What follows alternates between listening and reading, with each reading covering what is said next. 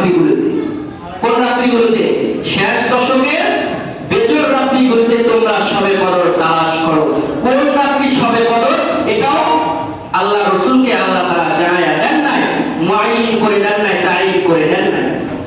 তাহলে আপনি নির্দিষ্ট করে আসবেন শবে কদর তালাশের জন্য।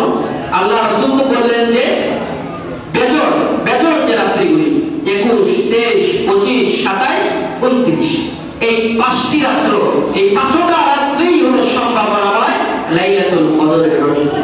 কিন্তু আমরা ভুল করি যে আমরা 27 দিন মনে করি ওই রাত্রটাই মনে হয় শবে কদর। ইনশাআল্লাহ শবে কদর সম্পর্কে আপনারা তো জানেন যে একটা রাত্রি কত মর্যাদাপূর্ণ রাত। হ্যাঁ, লাইলাতুল কদরি খায়রুম মিন আলফি শাহর। একটা রাত্র ইবাদত করলে 1000 মাস ইবাদত করলে যে সওয়াব, ওই সওয়াব আল্লাহ তাআলা আপনার আমলনামার মধ্যে দিয়ে দিবেন। মুহতারাম হাজির, শবে কদর সম্পর্কে সামনে সুযোগ থাকলে ইনশাআল্লাহ বিস্তারিত আমি আপনাদের সামনে